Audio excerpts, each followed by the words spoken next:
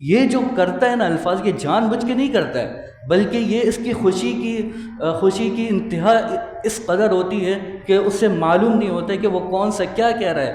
تو اللہ رب العالمین جو ہے اپنے بندے سے اس سے بھی زیادہ خوش ہوتا ہے جب بندہ اپنے رب سے توبہ کرتا ہے۔ یہ تھی اس کی دوسرا فائدہ توبہ کی تیسری فوائد میں سے ایک یہ فائدہ ہے کہ شان ظہور کی بخشش۔ سیدنا ابو ہریرہ رضی اللہ تعالیٰ عنہ سے روایت ہے کہ رسول اللہ صلی اللہ علیہ وسلم نے ارشاد فرمایا، قسم ہے اس ذات کی جس کے ہاتھ میں میری جان ہے، اگر تم گناہ نہیں کرتے تو اللہ رب العالمین تم سب کو اٹھا لیتا اور تمہارے بعد ایک ایسی قوم لے کر آتا جو گناہ کرتی، اس کے بعد جو ہے اللہ رب العالمین سے بخشش طلب کرتی، اپنی غلطی پر معافی مانگتی، اللہ رب العالمین اسے معاف کر دیتا۔ نمبر 4، تائبین کے لیے، توبہ کرنے والوں کے لیے جنت کی بشارت۔ اللہ رب العالمین کا فرمان ہے، التائبون العابدون الحامدون السائحون الراکعون الساجدون آمنون بالمعروف والناہون عن المنکر والحافظون لحدود اللہ وبشر المؤمنین۔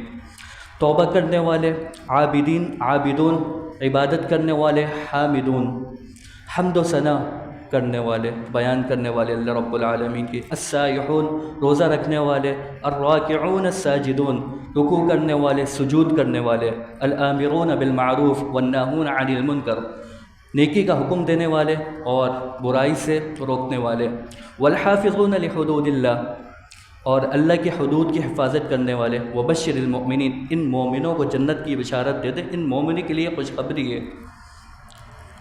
اس میں سے ایک تائبون بھی ہے، توبہ کرنے والا۔ نمبر 5، فرشتوں کی دعا کا حصول۔ اللہ رب العالمین کا فرمان ہے کہ الذین یحملون العرش ومن حولہ یسبحون بحمد ربہم ویستغفرون للذین آمنوا، کہ وہ فرشتے جو اللہ رب العالمین کے عرش کو اٹھائے ہوئے ہیں اور وہ جو ان کے ارد گرد ہیں، یسبحون بحمد ربہم وہ اپنی رب کی تسبیح بیان کرتے ہیں اس کی حمد کے ساتھ، وَيُؤْمِنُونَ بِهِ اور وہ اللہ رب العالمین پر ایمان رکھتے ہیں، وَيَسْتَغْفِرُونَ لِلَّذِينَ آمَنُوا اور وہ مومنوں کے لیے استغفار کرتے ہیں۔ یہ تھا 5واں فائدہ۔ 6واں فائدہ یہ ہے کہ توبہ کرنے سے اللہ کی محبت کا حصول۔ توبہ کے ذریعے اللہ رب العالمین کی محبت کا حصول ہوتا ہے۔ اللہ رب العالمین کا فرمان ہے، ان اللہ یحب التوابین ویحب المتطہرین، بے شک اللہ رب العالمین جو ہے توبہ کرنے والوں سے بے انتہا محبت کرتا ہے اور صفائی کا خیال رکھنے والا، صفائی اختیار کرنے والا، پاکیزگی اختیار کرنے والوں سے بے حد محبت کرتا ہے۔ نمبر 7، توبہ کے ذریعے دل کی صفائی۔ سیدنا ابو ہریرہ رضی اللہ تعالیٰ عنہ سے روایت ہے کہ رسول اللہ صلی اللہ علیہ وسلم نے ارشاد فرمایا، مومن بندہ جب گناہ کرتا ہے نا تو اس کے دل میں ایک سیاہ ٹک لگا دیا جاتا ہے، اگر وہ توبہ کر لے تو وہ توبہ کے ذریعے وہ جو ٹک لگایا گیا تھا، وہ جو سیاہی رنگ سے ایک نقطہ ڈالا گیا تھا وہ ختم ہو جاتا ہے، اور اگر وہ اس توبہ نہیں کرتا، اس پر برقرار رہتا ہے تو اس کا دل جو ہے زنگ آلود ہو جاتا ہے۔ نمبر 8، توبہ سے خوشگوار، پرسکون اور پرامن دنیاوی زندگی، پرامن پرسکون دنیاوی زندگی کی بشارت ہے تائبین کے لیے۔ آج ہر شخص جو ہے، آپ دیکھ لینا کہ ہر شخص کوئی پریشان ہے، پرامن پرسکون زندگی کی تلاش میں ہے، حالانکہ اس کے بعد دنیا کی ساری ساز و سامان موجود ہے، ہر ایک چیز اس کے پاس ہے، پیسہ اس کے پاس ہے، گاڑی اس کے پاس ہے، بینک دولت، ساری چیزیں جتنی بھی چیزیں ہیں اس کے پاس موجود ہے، لیکن کیا ہے، سکون نہیں ہے ان کی زندگی میں۔ کچھ لوگ تو یہاں تک کہ مطلب پریشانی اور دکھ میں خودکشی تک کو پہنچ جاتے ہیں۔ تو ان لوگوں کو چاہیے کہ اگر پرسکون اور پرامن زندگی چاہتے ہیں تو توبہ کریں۔ اللہ رب العالمین کا فرمان ہے، وَأَنِ اسْتَغْفِرُوا رَبَّكُمْ ثُمَّ تُوبُوا إِلَيْهِ يُمَتِّعْكُمْ مَتَاعًا حَسَنًا، کہ تم اپنے رب سے استغفار کرو، يُمَتِّعْكُمْ مَتَاعًا حَسَنًا وہ تمہیں پرامن زندگی، پرسکون والی زندگی عطا کرے گا۔ یہ اللہ رب العالمین خود قرآن مجید میں اللہ رب العالمین کا وعدہ، ہم کریں تو، ہم کرتے نہیں ہیں، ہم صرف باتیں کرتے ہیں، ہم سے باتیں بنوا لو، یہ والی بات کرو، کسی بھی معاملے میں کوئی بھی آپ سے مشورہ لینے آئے گا، آپ بڑے مزے سے، بالکل ایسا کہ اس قدر کے سب سے بڑے عالم بھائی یہی ہیں اور ان کے علاوہ کوئی بھی نہیں ہے، صرف ہمیں باتیں کرنا آتا ہے، عمل ہم نہیں کرتے، استغفار میں ہم پیچھے ہیں، عبادات میں ہم پیچھے ہیں، ساری چیزیں میں تو ہم پیچھے ہیں۔ ہم کرتے تو اگر ہم کرے تو اللہ رب العالمین پھر ہم پر رزق کی فراوانی کرے گا، ہمیں رزق عطا کرے گا، ہر چیز پرامن زندگی، پرسکون زندگی، لیکن ہم کرتے نہیں ہیں نا۔ نمبر 9، آسمانوں سے برکات کا نزول۔ اللہ رب العالمین کا فرمان ہے وَيَا قَوْمِ اسْتَغْفِرُوا رَبَّكُمْ ثُمَّ تُوبُوا إِلَيْهِ يُرْسِلِ السَّمَاءَ عَلَيْكُمْ مِدْرَارًا وَيَزِدْكُمْ قُوَّةً إِلَىٰ قُوَّتِكُمْ وَلَا تَتَوَلَّوْا مُجْرِمِينَ۔ سیدنا نوح علیہ السلام نے اپنی قوم سے کہا تھا کہ اے میری قوم استغفار کرو۔ یرسل السماء علیکم مدرارا، اور اللہ رب العالمین جو ہے تم پر برستے ہوئے بادل کو بھیج دے گا، تم پر بارش برسا دے گا۔ وَيَزِدْكُمْ قُوَّةً إِلَىٰ قُوَّتِكُمْ، اور تمہیں قوت میں اور طاقت میں بڑھا دے گا۔ نمبر 10، نیک اولاد، بابرکت روزی خوشحالی زندگی کی بشارت۔ اللہ رب العالمین کا فرمان ہے کہ فَقُلْتُ اسْتَغْفِرُوا رَبَّكُمْ إِنَّهُ كَانَ غَفَّارًا يُرْسِلِ السَّمَاءَ عَلَيْكُمْ مِدْرَارًا وَيُمْدِدْكُمْ بِأَمْوَالٍ وَبَنِينَ وَيَجْعَلْ لَكُمْ جَنَّاتٍ وَيَجْعَلْ لَكُمْ أَنْهَارًا، کہ استغفار کرو، بے شک اللہ رب العالمین بڑا ہی بخشنے والا اور رحم کرنے والا ہے، وہ تم پر ایسے بادل کو بھیجے گا جو کہ جس میں پانی ہے، جو تم پر بارش کو برسائیں گے۔ وَيُمْدِدْكُمْ بِأَمْوَالٍ وَبَنِينَ وَيَجْعَلْ لَكُمْ جَنَّاتٍ وَيَجْعَلْ لَكُمْ أَنْهَارًا، اور وہ پے تربے تمہیں اموال اور بنین سے نوازے گا۔ وَيَجْعَلْ لَكُمْ جَنَّاتٍ، اور تمہارے لیے باغات کو بنائے گا۔ وَيَجْعَلْ لَكُمْ أَنْهَارًا، اور تمہارے لیے نہروں کو جاری کرے گا۔ آج کتنے ہی لوگ ایسے ہیں جو کہ اولاد کے پریشانی میں مبتلا ہے، ان کے اولاد نہیں ہو رہے، تو کوئی اس بابا کے پاس جاتا ہے، کوئی اس پیر کے پاس جاتا ہے، کوئی اس مزار جاتا ہے، کوئی اس مزار جاتا ہے۔ اب اللہ کے بندو، اللہ رب العالمین، قرآن تو پڑھو تم، اللہ رب العالمین ہر مسئلے کا حل قرآن میں ذکر فرما دے، لیکن ہم پڑھتے نہیں، ہمیں تو پتہ ہی نہیں۔ جب بس جو مولوی نے بتا دیا بس ہم نے وہ اس پر عمل کرنا، خود کچھ نہیں کرنا ہے۔ وہ کہتے ہیں نا کہ لکیر کے فقیر، وہ بننا ہے ہم نے خود کوئی تحقیق نہیں کرنی ہے، سب جو مولوی نے بتا دیا ہم نے وہ کرنا ہے، اس کے علاوہ پھر ہم نے کوئی اور کام نہیں کرنا ہے۔ 11واں فائدہ یہ ہے کہ دنیا و آخرت میں کامیابی۔ دنیا و آخرت کی کامیابی ہر شخص چاہتا ہے۔ اللہ رب العالمین نے توبہ میں ہی دنیا و آخرت کی کامیابی رکھی ہے۔ اللہ رب العالمین کا فرمان ہے وَتُوبُوا إِلَى اللَّهِ جَمِيعًا أَيُّهَا الْمُؤْمِنُونَ لَعَلَّكُمْ تُفْلِحُونَ، کہ تمام کے تمام اے مومنوں اللہ رب العالمین سے معافی مانگو، اپنے گناہ کی معافی طلب کرو، استغفار کرو، تاکہ تم کامیاب ہو جاؤ، فلاح پا جاؤ۔ 12واں فائدہ، توبہ کرنے والا ایسا ہے جیسے اس نے گناہ کیا ہی نہیں۔ نبی علیہ الصلاۃ والسلام کا فرمان ہے التائب من الذنب کمن لا ذنب لہ، کہ توبہ کرنے والا، اپنے گناہوں سے توبہ کرنے والا ایسا ہے جیسا کہ اس نے گناہ کیا ہی نہیں۔ 13واں فائدہ یہ ہے کہ گناہوں کا نیکی میں تبدیل ہو جانا۔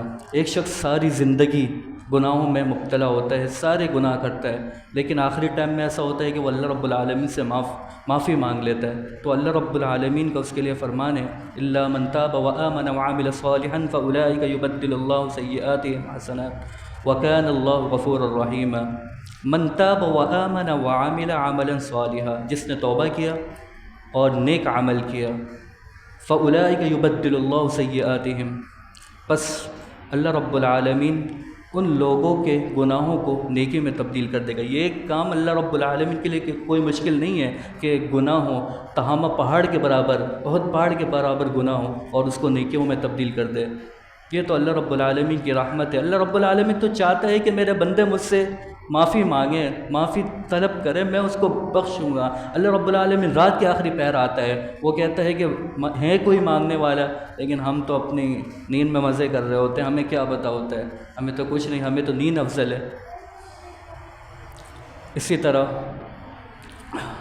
یہ تھی کچھ گزارشات، کچھ فوائد، تائبین کے حوالے سے کچھ واقعات ہیں، وہ آپ کے سامنے مختصر سے انداز میں گفتگو کروں گا۔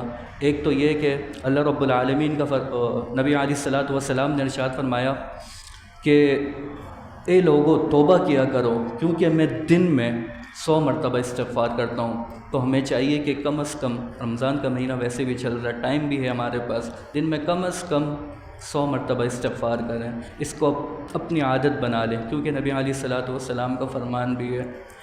ایک واقعہ میں آپ کے سامنے ذکر کرتا ہوں، معاذ اسلمی رضی اللہ تعالیٰ عنہ کا۔ وہ نبی علیہ الصلوۃ والسلام کے پاس آتے ہیں اور کہتے ہیں کہ اے اللہ کے نبی مجھے پاک کر دیجئے۔ اللہ کے نبی فرماتے ہیں کہ تجھ پر افسوس ہو، آپ کیا کہہ رہے ہو، جاؤ اللہ سے استغفار کرو۔ ایک دفعہ ہوتا ہے، 2 دفعہ ایسی ہوتا ہے، تیسری دفعہ بھی ایسی ہوتا ہے، چوتھی دفعہ جب وہ آتے ہیں معاذ اسلمی اللہ کے نبی کے پاس، تو اللہ کے نبی کہتے ہیں کہ کیا یہ مجنون تو نہیں ہے، اس کو جنون تو نہیں چڑھ کے جو اس طرح کی باتیں کر رہا ہے۔ سب سے پہلے اللہ کے نبی کہتے ہیں کہ میں تمہیں کس چیز سے پاک کروں؟ تو وہ کہتا ہے کہ اللہ کے نبی میں نے زنا کیا ہے، مجھے اس زنا سے، یہ جو گناہ مجھ پر مسلط ہو گئی ہے، اس سے مجھے پاک کر دیں۔ تو اللہ کے نبی صحابہ کرام سے پوچھتے ہیں کہ کیا یہ اس پر جنون تو نہیں، اس کو جنون تو نہیں طاری ہو گیا؟ تو صحابہ کرام کہتے ہیں نہیں اللہ کے نبی یہ بالکل ٹھیک ہے۔ تو اللہ کے نبی نے کہا کہ کہتے ہیں کہ کیا تم نے شراب تو نہیں پیا؟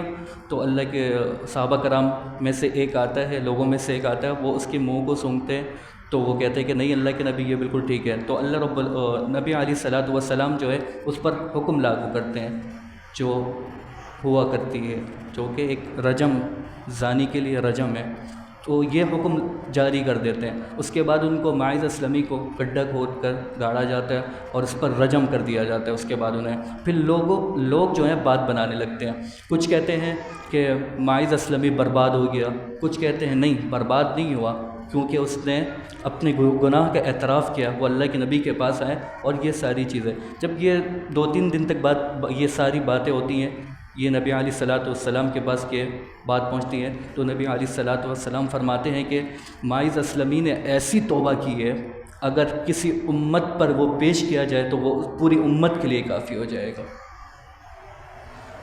دوسرا واقعہ جو کہ کافی مشہور بھی ہے، 99 شخص کا قاتل۔ نبی علیہ الصلوۃ والسلام نے فرمایا کہ تم سے پہلی گزری ہوئی قوموں میں سے ایک شخص تھا جس نے 99 کا قتل کیے۔ وہ لوگوں سے پوچھتا ہے کہ مجھے کوئی عالم دین کے بارے میں بتاؤ، اس زمانے کا کون ہے سب سے بڑا عالم دین؟ تو لوگ جو ہے اسے ایک راہب کا مشورہ دیتے ہیں کہ وہاں فلاں جگہ جاؤ، وہاں پر ایک راہب ہے۔ وہ اس کے پاس جاتا ہے اور اس سے پوچھتا ہے کہ کیا میرے لیے کوئی معافی ہے، میں نے 99 قتل کیے۔ تو وہ جو ہے اسے بھی قتل کر دیتا ہے، پوری اپنی سینچری جو ہے مکمل کر دیتا ہے۔ تو پھر وہ لوگوں سے پوچھتا ہے کہ کوئی ایسا عالم ہے ہمیں بتاؤ کہ میں اس کے پاس جاؤں اور اپنا یہ مسئلہ ڈسکس کر سکوں۔ تو پھر وہ جاتا ہے، اسے راہب کا پتہ دیا جاتا ہے فلاں جگہ جاؤ، وہاں پر فلاں شخص ہے، وہ بہت بڑا عالم دین ہے۔ وہ اس کے پاس جاتا ہے، وہ کہتا ہے اپنا مسئلہ پیش کرتا ہے، کہتا ہے کہ کیا ہمارے لیے کوئی گنجائش ہے؟ تو وہ کہتا ہے بالکل، اب استغفار کرو، فلاں قبیلے میں جاؤ، فلاں جگہ، وہاں پر فلاں لوگ ہیں عبادت کرنے والے نیکگزار، ان کے ساتھ رہو اور اپنے گناہوں کی معافی مانگو اور نیک اعمال کرو۔ تو وہ بس نکلتا ہے اسی اثنا میں، دل میں پکا ٹھکا عہد کر لیتا ہے کہ میں بس وہاں جاؤں گا اور یہ ساری چیزیں اپنی چھوڑ چھاڑ کر جو ہے نا اللہ کے سامنے گڑ گڑاؤں گا، اپنے گناہوں کی معافی مانگوں گا۔ تو راستے میں ایسا ہوتا ہے کہ اس کو موت آ جاتی ہے۔ اب 2 فرشتے آتے ہیں، ایک رحمت والے فرشتے آتے ہیں اور ایک عذاب والے فرشتے ہیں۔ اب دونوں کے درمیان تنازع ہو جاتا ہے، وہ کہتا ہے کہ نہیں میں اس کی روح کو لے کر جاؤں گا، وہ کہتا ہے نہیں میں اس کی روح کو لے کر جاؤں گا۔ اب تیسرا فرشتہ آ جائے جسے انہوں نے ثالث مان لیا جاتا ہے، تو وہ فیصلہ کرتا ہے کہ بھائی جس جگہ سے، مثال کے طور پر اگر اپنے وطن سے یہ قریب ہے، زمین کو ناپا جائے، زمین کی پیمائش کی جائے۔ اگر یہ اپنی وطن سے جو ہے قریب ہوا تو عذاب والے فرشتے لے کر جائیں گے، اگر وہ نیک لوگوں سے قریب ہوا تو اسے جو ہے رحمت والے فرشتے لے کر جائیں گے۔ جب زمین کی پیمائش کی جاتی ہے تو وہ والی زمین جو ہے جو نیک بندوں کی طرف جا رہی ہوتی ہے، اس کی لمبائی جو ہے کم ہوتی ہے، تو اسے جو ہے رحمت والے فرشتے لے جاتے ہیں۔ تو یہ اس نے جو ہے ایک مطلب پوری زندگی اپنی اس نے کیا کیا، گناہ پہ گناہ کیا، گناہ پہ گناہ، قتل پہ قتل کرنا کتنا بڑا سخت کبیرہ گناہوں میں سے ایک گناہ ہے۔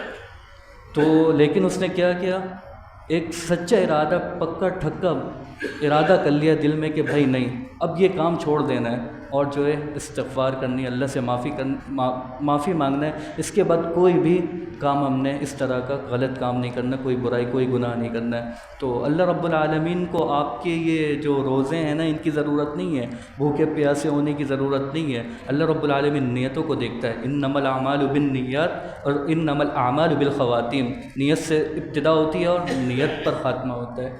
تو اللہ رب العالمین سے دعا ہے کہ اللہ رب العالمین جو کچھ سنایا گیا اس پر عمل کرنے کی توفیق عطا فرمائے، ہمیں کثرت کے ساتھ استغفار کرنے کی توفیق عطا فرمائے۔